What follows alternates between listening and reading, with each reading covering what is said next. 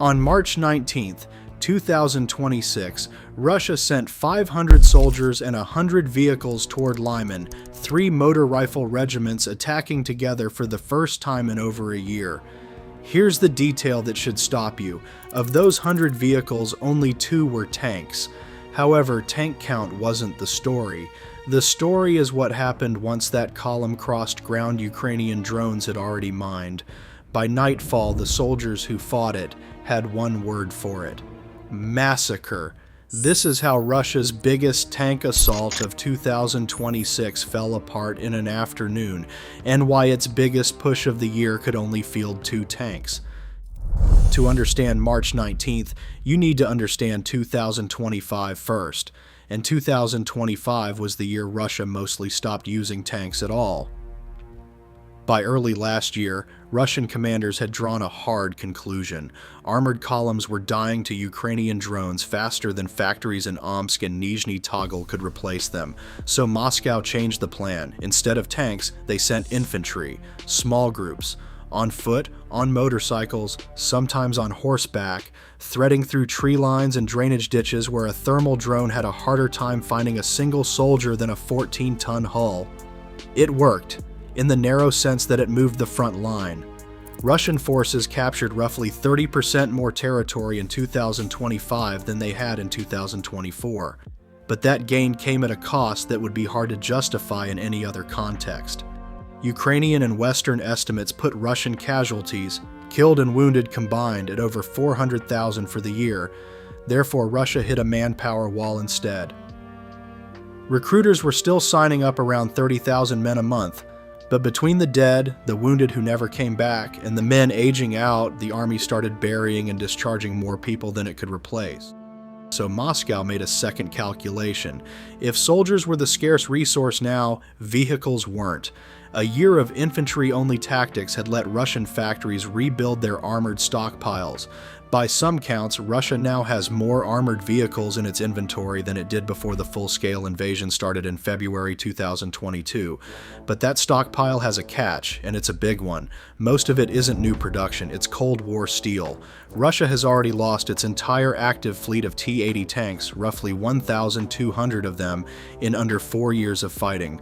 What's replacing those losses now are T-72AMs and reactivated T-80 BVMs pulled out of Siberian storage yards and refurbished with fresh paint and old engines. The International Institute for Strategic Studies has already put a number on how long that can last. Their analysts assess that Russia will run out of enough tanks to conduct effective offensive operations sometime after early 2026, if losses continue at the pace they hit in 2024. However, spring 2026 brought a change nobody could avoid. The ground firmed up. The fog that had been hiding Russian foot patrols from Ukrainian reconnaissance started burning off earlier in the day, and Russian commanders decided it was time to try something they hadn't tried in 12 months: send the vehicles back in. Open source analysts saw this coming before it happened. Early in March, independent analyst Jompy had already told his followers that Russia would be forced back to mechanized attacks by summer, pointing to the exact same casualty math driving this whole shift. His prediction beat the event by about 2 weeks. The Lyman push on March 19th was not Russia's first mechanized attack of the spring. It was the biggest, but it came at the end of a week that had already seen several smaller ones. 2 days earlier, on March 17th, Russia's 6th Tank Regiment had run a mechanized assault on the Pokrovsk axis, further south. Kriegsforscher's own reporting notes a separate push in that same direction that week, 14 vehicles rolling out and losing, in his words, a lot of them. Neither of those was the main event. They were the warm-up.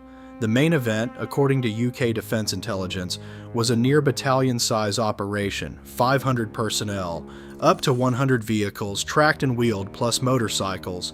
3 regiments, the 1st, the 423rd, and the 488th Motor Rifle Regiments, combined for a single coordinated push on the settlements of Drobysheva, Zarikne, and Stavy. The approach roads into Lyman itself.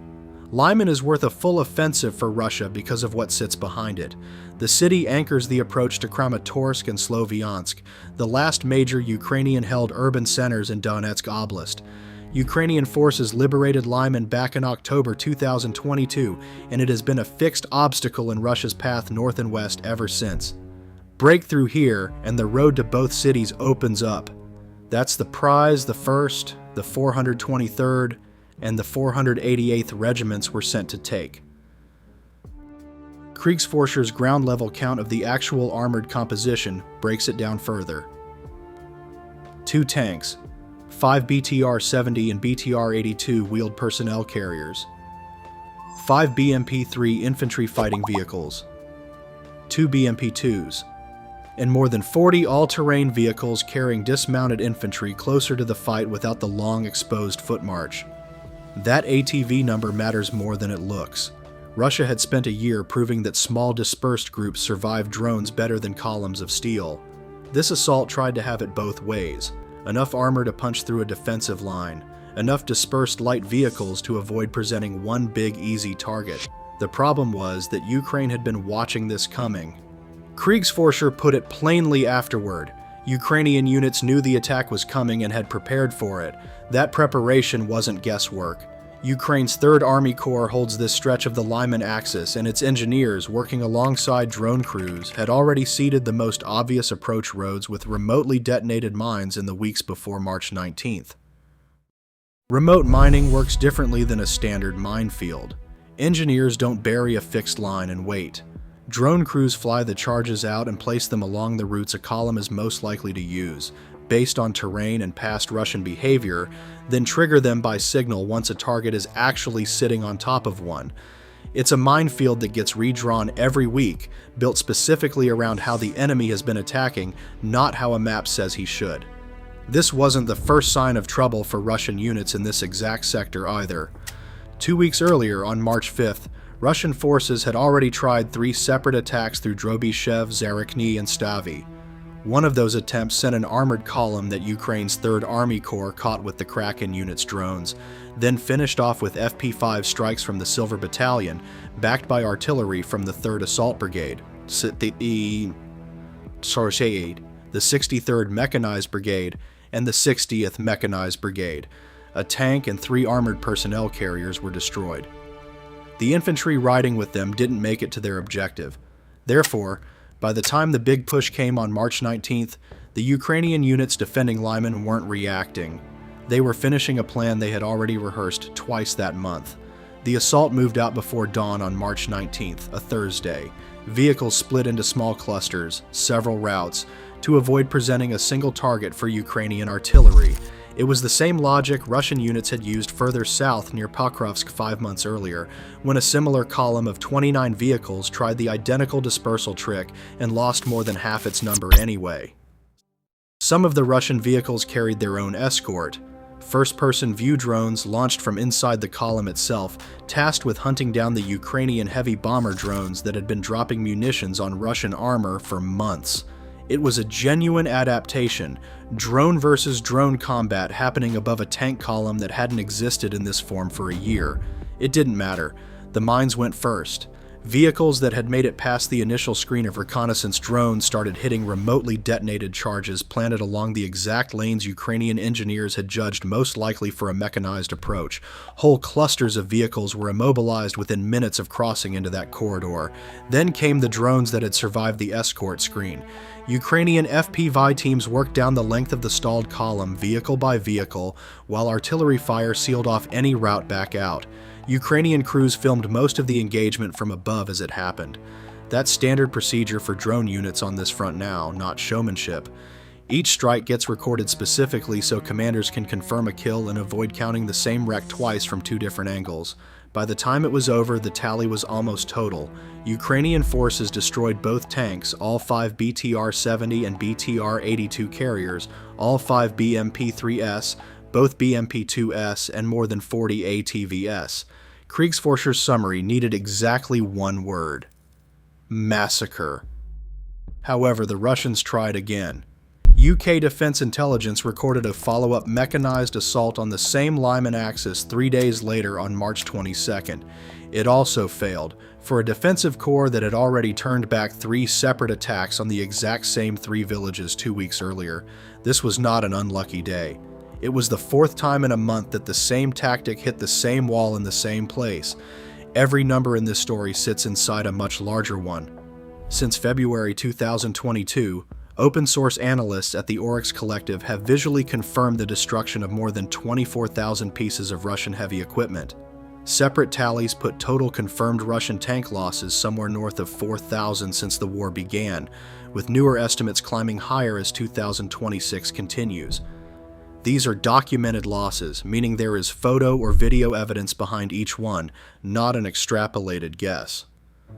Lyman did not move that total by much on its own. 2 tanks out of thousands is a rounding error. What Lyman moved was the picture of Russian capability going into the rest of 2026. Here's the actual tension driving this whole story. Russia is short on 2 things at once, soldiers and tanks, and every fix for one problem makes the other one worse. Send infantry alone and you burn through 400,000 men in a year. Send the tanks back in and you burn through the last of a Cold War inheritance that cannot be rebuilt at the same speed it is destroyed. Moscow spent a year moving one dwindling resource into storage so it could spend down a second, equally dwindling resource. That is not a strategy shift. That is a rotation between 2 accounts that are both running low. UK Defense Intelligence's own read on the week was cautious rather than alarmed. Their assessment was that the uptick in mechanized assaults, Pokrovsk on the 17th, Lyman on the 19th, was opportunistic. Better weather, firmer ground, a shrinking morning fog window. Not evidence of a coordinated, sustained offensive. In plain terms, Russia was not executing a new doctrine that week. It was taking advantage of better driving conditions, and it still lost almost the entire assault force it committed. That distinction matters for anyone trying to read the rest of the year.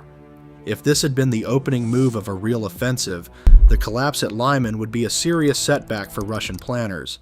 Since it was not, the more accurate read is smaller and in its own way more revealing. Even a modest, weather-driven mechanized push, backed by 3 full regiments and pre-positioned drone escorts, could only be assembled with 2 actual tanks. The rest of the armor in Russia's biggest tank assault of the year was improvised out of whatever wheeled and light vehicles were left in reserve.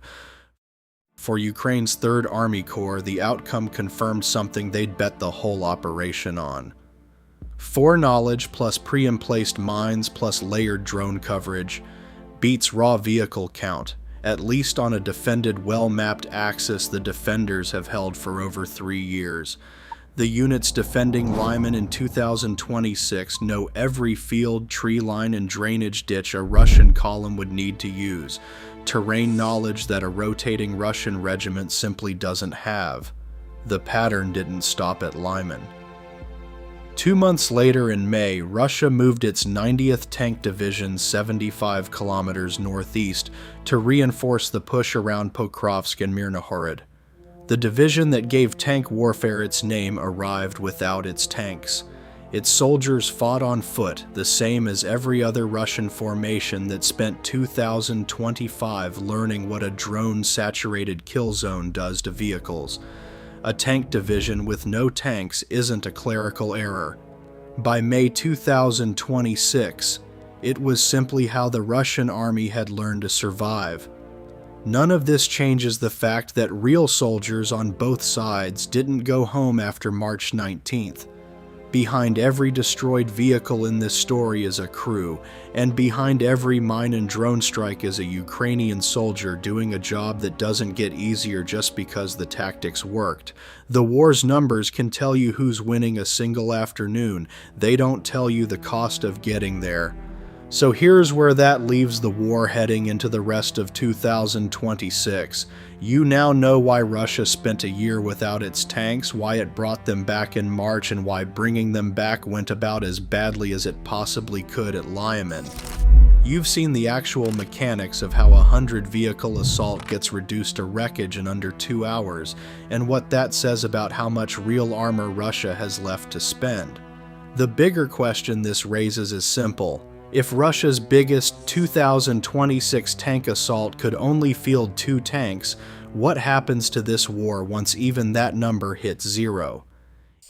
If you want the next breakdown the moment a new mechanized assault happens on this front, subscribe now. That is where this story goes next.